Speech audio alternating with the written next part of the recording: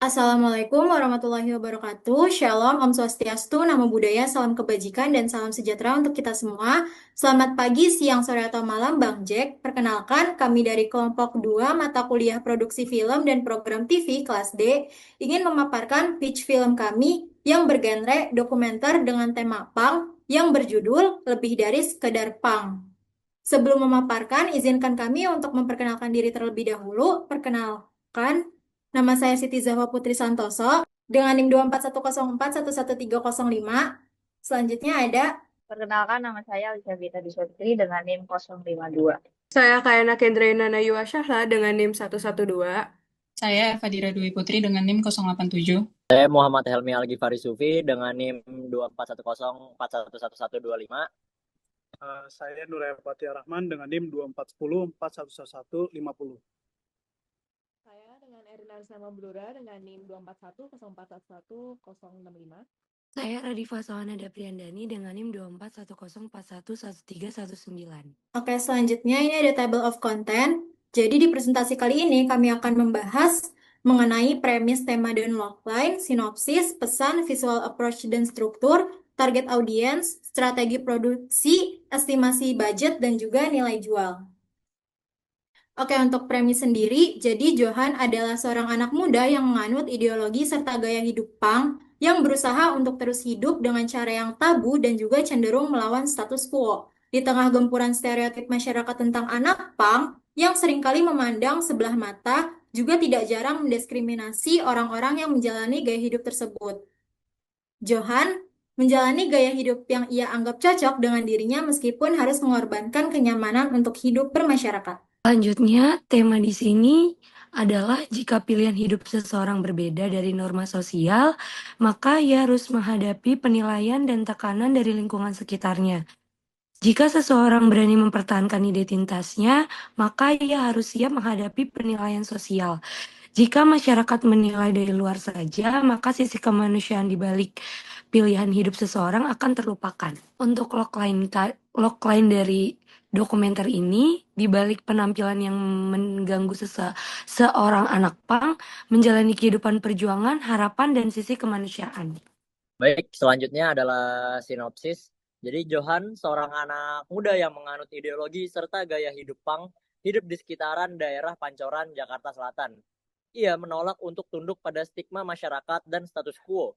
Gaya hidupnya berfokus untuk hidup mandiri dan melancarkan perlawanan-perlawanan simbolis melalui seni.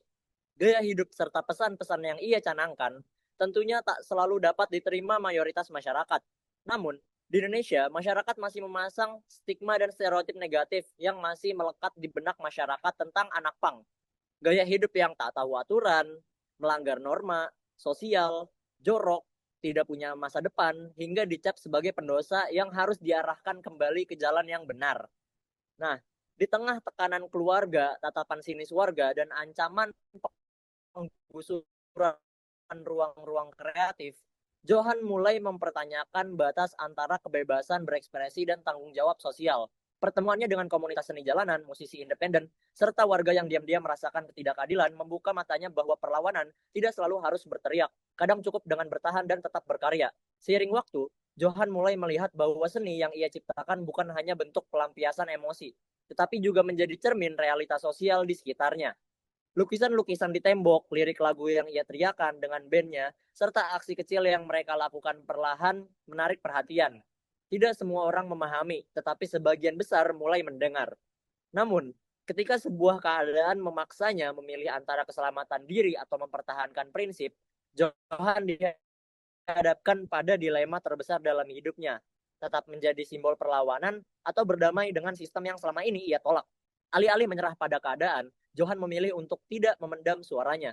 Ia menyadari bahwa perubahan tidak selalu datang dari teriakan yang paling keras, melainkan dari keberanian yang ada dan konsisten pada nilai yang diyakininya. Film ini menelusuri perjalanan seorang anak muda mencari identitas, makna kebebasan, dan tempatnya di tengah masyarakat yang terus berubah, serta mengajak penonton merefleksikan apakah yang selama ini ditolak benar-benar sebuah ancaman, atau hanya sesuatu yang belum dipahami. Selanjutnya kita masuk ke pesan atau nilai yang ingin disampaikan. Film ini mengangkat nilai kemanusiaan dalam kehidupan sehari-hari komunitas punk, sekaligus membongkar stereotip negatif yang selama ini melekat pada mereka.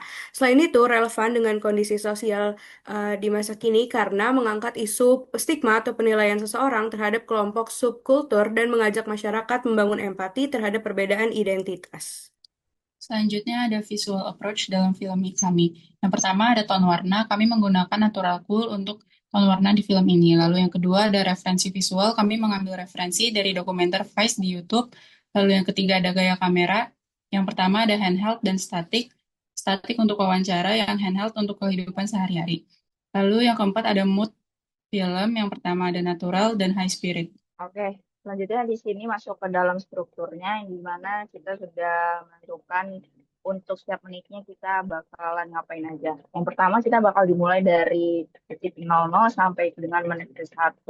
Untuk setupnya sendiri nanti akan ada dimulai dari tokoh utamanya ini, dia bangun dari tempat tidurnya, dan kita melihat bahwa kesehariannya di rumah dia mengapain aja, lalu diiringi juga dengan sesi wawancara dengan tokoh utama seperti yang telah kami tampilkan di footage di slide ini. Nah, lalu di menit 1 sampai menit 2.30 kita masuk ke keseharian tokoh utamanya ini. Dia berinteraksi dengan lingkungan sekitarnya, di daerah tempat tinggalnya, lalu juga kita tentunya akan ada footage-footage wawancara dia untuk menjelaskan tentang gaya hidupnya sendiri, entah itu dengan komunitas punknya sendiri ataupun dengan lingkungan yang ada di rumahnya. Lalu masuk ke menit ke 2.30 sampai 3.30 ini masuk ke klimaks yang dimana tokoh utama ini menjalani kehidupannya di jalanan sama dengan apa yang dia lakukan di sehari-harinya. Dan diiringi juga dengan wawancara yang menceritakan pengalamannya terkait dengan stereotip yang ada di masyarakat tentang dirinya yang terkena diskriminasi.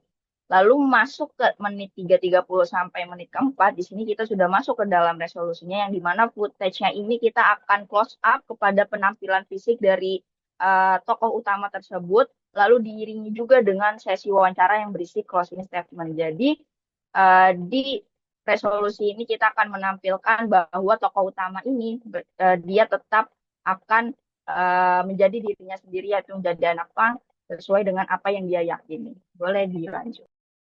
Selanjutnya ada target audience gitu, supaya membahas kita targetnya siapa aja sih, dari usianya, terus bagaimana kita mendistribusikannya, dan alasan kenapa ini banyak diminati gitu atau marketable.